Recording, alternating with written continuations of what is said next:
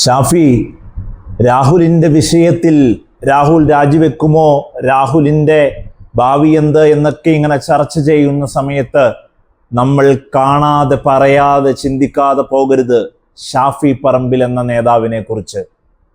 ഈ നാട്ടിൽ ഷാഫിക്കുണ്ടായിരുന്ന ഒരു വിലയുണ്ട്. ഷാഫി പാലക്കാട് കണ്ടിന്യൂസ് ആയി ജയിച്ച് പാലക്കാടിൻ്റെ താരരാജപുത്രനായി ഇങ്ങനെ വാണകാലം.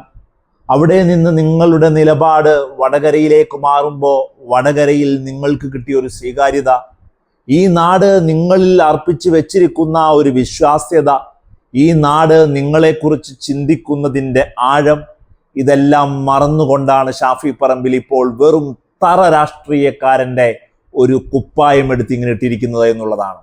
എയർപോർട്ടിൽ ഇങ്ങനെ ഷാഫി പറമ്പിൽ കഴിഞ്ഞ ദിവസം വന്നപ്പോൾ അതിനുശേഷം ഷാഫി പറമ്പിൽ തുടരുന്ന മൗനം, ഷാഫി പറമ്പിലിൻ്റെ ബോഡി ലാംഗ്വേജ്, വാർത്തയിൽ ചോദ്യങ്ങൾ ചോദിക്കുന്ന മാധ്യമങ്ങളുടെ മുമ്പിൽ അത് കൺസീവ് ചെയ്യുമ്പോൾ ഷാഫി പറമ്പിൽ കൊടുക്കുന്ന ഒരു രീതി, ഇതെല്ലാം കേരളം ഷാഫി പറമ്പിലിനെ എങ്ങനെയാണോ കരുതി ചിന്തിച്ച് പ്രതീക്ഷയർപ്പിച്ച് വെച്ചത് അതിൽ നിന്നും 100% വ്യത്യാസമാകുന്നു എന്നുള്ളതാണ്. ഷാഫി, പറയാതെ വയ്യ, നിങ്ങൾ വലിയ രീതിയിൽ ഒരു ചോദ്യചിഹ്നമായി മാറുകയാണ്. വീണ്ടും നിയമസഭയിൽ നിങ്ങൾ മത്സരിക്കുമോ? വടകരയിൽ ഇനിയും ഒരു ബൈ ഇലക്ഷൻ നിങ്ങൾ ഇങ്ങനെ കൊടുക്കുമോ?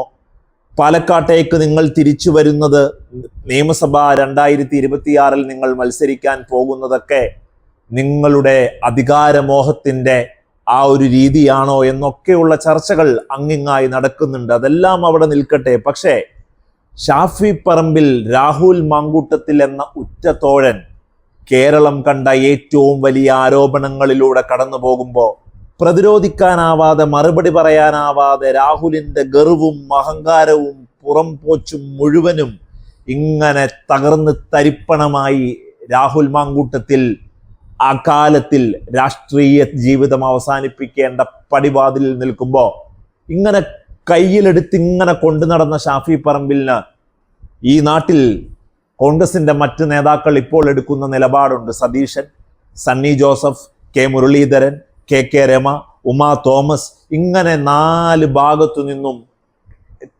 ഷാനിമോൾ ഉസ്മാൻ, ഇവരൊക്കെ ഈ കോൺഗ്രസിൻ്റെ നിലപാട്, സ്ത്രീകളുടെ വികാരമൊക്കെ ഇങ്ങനെ ചേർത്ത് നിർത്തി പ്രസംഗിക്കുമ്പോൾ ഷാഫി പറമ്പിൽ ഇങ്ങനെ നിൽക്കുക. ഷാഫി, ഓങ്ങി വെച്ചോളൂ, നിങ്ങളും അഹങ്കാരത്തിൻ്റെ കൂടായി ആൾരൂപമായി മാറുന്നെങ്കിൽ നിങ്ങളെയും ഈ കേരള രാഷ്ട്രീയ ജനത, രാഷ്ട്രീയ ബോധമുള്ള ഈ നാട്ടിലെ സമ്മതിദായകർ താഴെ ഇറക്കി വലിച്ചിഴയ്ക്കുമെന്ന് പറയാതെ വയ്യ. കാരണം ഒന്നിനും മുകളിലല്ല നിങ്ങളുടെ ആരുടെയും വളർച്ച എന്നുള്ളതിൻ്റെ ഏറ്റവും വലിയ ഉദാഹരണമാണ് രാഹുൽ മാങ്കൂട്ടത്തിൻ്റെ തോൽവിയും വീഴ്ചയും.